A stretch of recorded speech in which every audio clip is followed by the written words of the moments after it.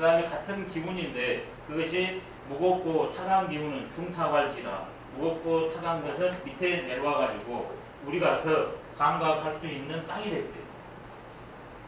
그러니까 천과 지를 가능케 한 것은 무예요. 형이 아니면서 성을 가능케 한 그것. 동양철학의 무는 전무가 아니라 무형지형이라는 뜻입니다. 형이 없는 형. 그러면서 유형지형, 형이 있는 형을 가능케 한 그것, 그게 무예요. 도자에 있어서 제일 중요한 사유가 뭐냐면 무의 도출입니다. 지금까지 우리는 전부 유로 살았거든요. 하늘과 땅이라는 유의 세계에서. 근데 그것은 무의 드러남일 뿐이라는 거예요. 천지도 유라는 겁니다. 그러면 유라는 것은 뭐냐? 유는 명, 만물 지모라. 유라는 것은 만물의 어머니를 이름한다고 그랬거든요. 이때의 유는 천지입니다.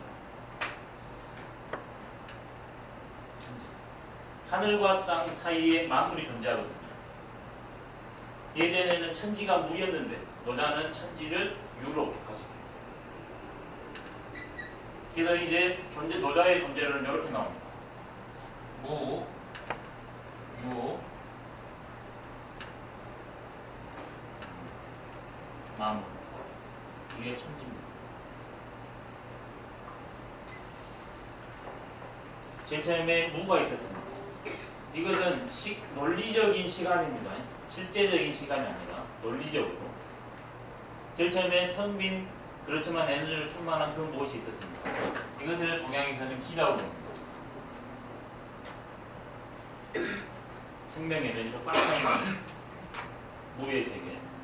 이것이 경청한 것은 움직여가지고 위로 올라가서 천이 되고 중타한 것은 내려와가지고 땅으로 유형화됐대요. 그러면 이게 상천 하주로 있어서 둘이 하늘의 기운을 받아주면 땅은 그것을 교감을 해가지고 천지가 감을 하나 그러면 거기에서 춘합주도, 생장수장, 그 다음에 산천초목 동식물이 1월 성진이 생겨납니다. 그게 바로 만물입니다. 이렇게 내려옵니다.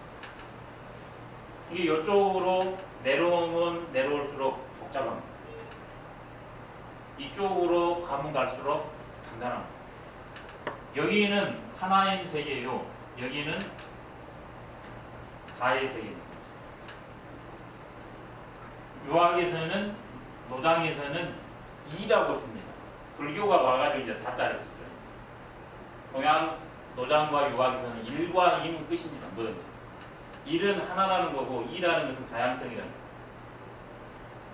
근데 나중에는 이걸 더 1, 2, 그 다음에 숫자가 많이 가니까 2를 말하면 두 개인지만 아니까 이해하기 쉽도록 다라고 썼습니다.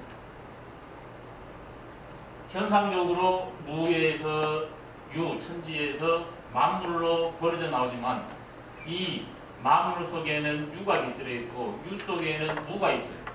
그럼 자연히 만물 속에는 뭐가 있냐? 무가 깃들어 있습니다.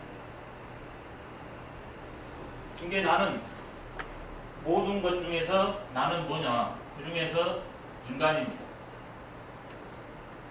만물 중에서 인간. 인간인 나는 개체로 봤을 때는 제일 밑 개체지만 제약이 심한 존재지만 나의 가능했던 이 근본 이 무가 내 안에 깃들어 있어요. 이것을 또 다른 의미에서는 도라고도 봅니다. 무를.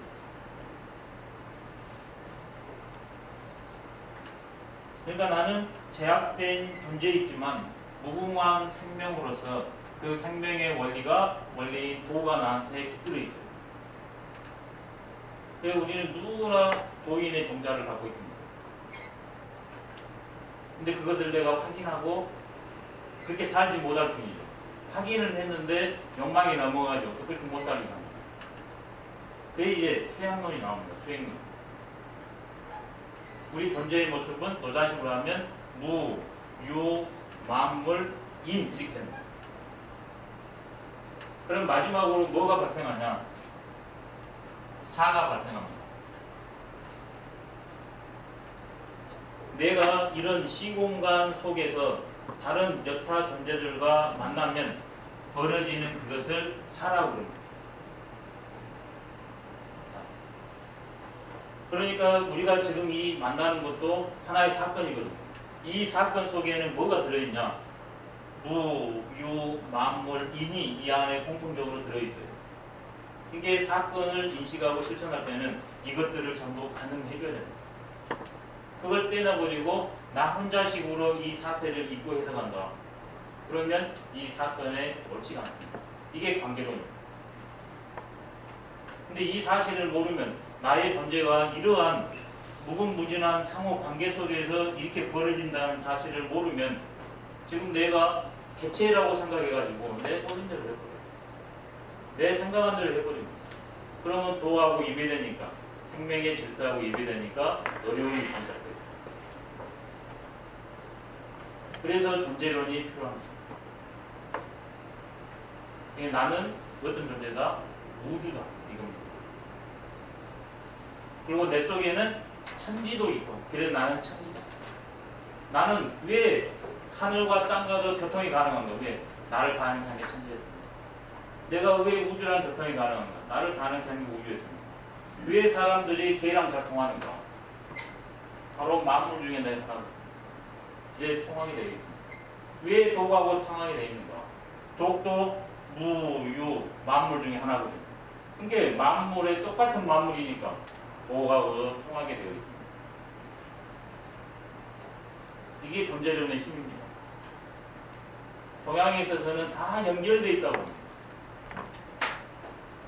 근데 서양 과학에서는 그동안은 계속 이 개체들끼리는 서로 끊어져 있다 이런 식으로 봤거든요. 근데 고전 물리학에서 현대 물리학으로 넘어감으로 인해 가지고 그 다음에 아톰 세계에서 원자, 미립자 세계에 들어가 보니까 아하, 이 보이지 않는 세계와 이 눈에 들어있는 현상 세계가 둘이 아니구나. 과학적으로 실험으로 증명을 해내고 있습니다. 예를 한번 들어볼게요. 이것을 쉽게 과학적으로. 지금 이게 이렇게 모양새를 갖고 있습니다. 근데 이것이 가능한 것은 뭐였겠습니까? 형이 화학적으로 한번 해볼게요. 그래서 도부터 안 나오거든요. 이것이 되기 위해서 뭐 있었겠어요? 직접적으로. 나무. 그렇죠. 나무. 종이. 그러니까 나무로 해서 종이가 됐습니다. 또요? 풀. 예, 풀. 예, 틀. 또, 예. 그렇죠. 색소. 또 누군가 이걸 보완을 했겠죠. 누군가 이렇게 했겠죠. 그러니까 이것 우주예요. 여기에 모든 것이 다 들어있습니다. 이 안에가. 그래서 이게 1mm 함수방이라 법성계에 있고 유명한 자그마한 티끌 속에 우주가 또 들어있다는 거. 이치적으로 맞잖아요. 과학적으로 증명했습니다. 서양 사람들. 이게 물질입니다. 서양 용어로 하면. 근데 이 물질을 구성하는 것이 있을 것이다. 그래서 이 물질은 동양에서는 유불성 공이 물질은 변한 거예요. 서양에서는 불변의 원리를 추구하기 때문에 변치 않는 그 무엇이 있을 것이다 해가지고 그걸 아톰이라고 했습니다. 아톰은 나눠지지 않는다. 실제로 우리가 염장이 덜 발달했을 때는 아주 강한 것은 절단이 안 됩니다. 근데 과학기술이 발달하니까 그 예리한 것, 날된 것을 절단을 해내요. 그러니까 그 안에 분자에서 야 이제 분자가 더 이상 안 된다. 근데 과학기술이 발달하니까 그 안으로 들어가서 원자하고 근처에 핵 전자가 있다는 걸 알아요. 이제 원자 핵은 이것은 더 이상 분해가 안 된다. 근데 나중에 또 전부 다 과학기술, 입자가속기 이런 거 하니까 그 핵마저도 또 깨집니다. 그 안에 똑같은 구조로 또 있어요. 또 그 안에 이제 쿼크라는 거 이런 것은 더 이상 안 될 것이다. 했는데 또 입자가속기를 더 크게 만들어서 돌리니까 그것마저 깨집니다. 그래 결국 도달한 게 뭐냐면 이 형은 그 근원으로 가니까 텅 비어있더라 이겁니다. 이렇게 뭉쳐있는데 그게 뭉쳐있는 게 아니라 안으로 들어가면 들어갈수록 텅 비어있다는 거예요. 그래서 유가 무라는 겁니다. 좀 과학적으로 증명이 되고 있어요. 지금 여기에 여기 안 보이시죠? 이것만 보이시죠? 근데 현미경 좋은 걸로 하면 이게 뻔 뚫려 있습니다. 이게 유입니다. 근데 뻔 뚫려 있는 게 무예요. 유무가 동시입니다. 이게 뚫려 있어요. 뚫려 있어요. 이게 우리 감각기관 한계. 감각기관. 노자가 그 감각기관 한계를 지적합니다. 그것 때문에 실상을 있는 그대로 직시하지 못한다. 그래 장자는 일찍이 그런 말을 했습니다. 속으로 들어가면 들어갈수록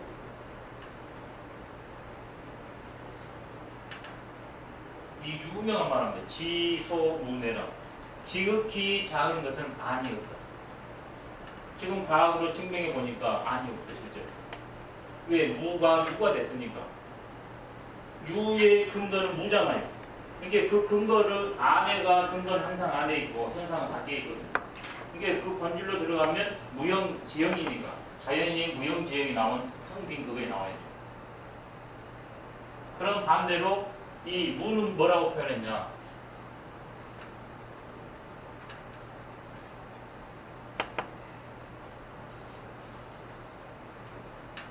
지대무예라 이렇게 말했습니다. 최고로 큰 것은 밖에 없다. 그러잖아요. 가장 큰 것은 모든 것을 가능케 한 그건데 그걸 벗어난 거 있냐 그러면 밖에 있는 거잖아요. 한계 끝이 없어요. 제일 큰 것은 밖에 없어요.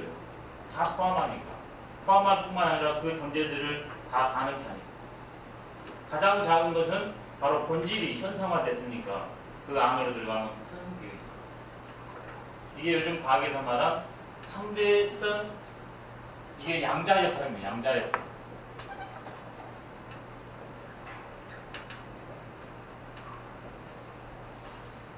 양자 역학. 물론 질량 보존의 법칙으로도 설명을 합니다만은 양자 역학으로 설명은 훨씬 쉬워요. 양자 역학이라는 게 뭐냐면 주역의 일필유양이라는 용어가 있거든요. 이건 하나고 이건 둘입니다.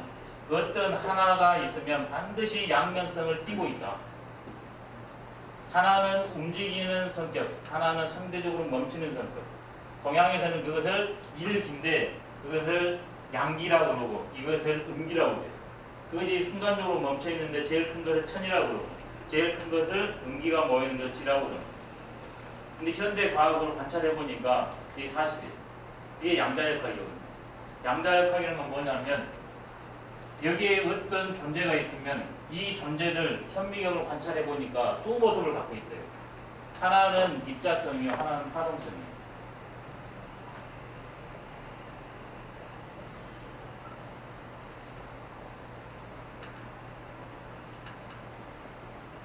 입자와 파동이 동시에 있다는 겁니다. 입자라는 것은 쌀알 입이잖아요. 이런 모양새를 갖고 있다. 파동이라는 건 말 그대로 이렇게 움직이는 거잖아요. 근데 한 존재에 동시에 이거 있대요. 그래서 딱 보니까 입자인가 했더니 파동이요. 파동인가 했더니 입자라는 거예요. 예전에는 입자니까 예측이 가능해요. 제가 이것을 딱 던지면 예전에는 입자로 세계를 봤기 때문에 어디 가서 얼만큼 떨어질지 알아요. 예측이 가능합니다. 근데 파동성을 개입시키면 예측이 불가능합니다. 근데 동양에서는 옛날부터 음양론이 이거거든요. 음은 입자에 해당되고 양은 파동에 해당돼요. 불교로 하면 이게 세계의 세계고 이게 공의 세계입니다. 색즉시공 공즉시사예요. 색불이공 공즉시 공불이공 했을 때 바로 색공의 세계예요. 이걸 질량 보존의 법칙에 했을 때 이것을 양이라고 그랬고 이것을 에너지, 질로 말했었죠. 근데 두 개가 왔다 갔다 하기 때문에 총량 이상 같다고 그랬잖아요. 근데 노자는 벌써 우주론을 이런 식의 우주론을 깔고서 인간 문명과 국가, 경제, 그 다음에 사회, 가정을 논단하고 있습니다.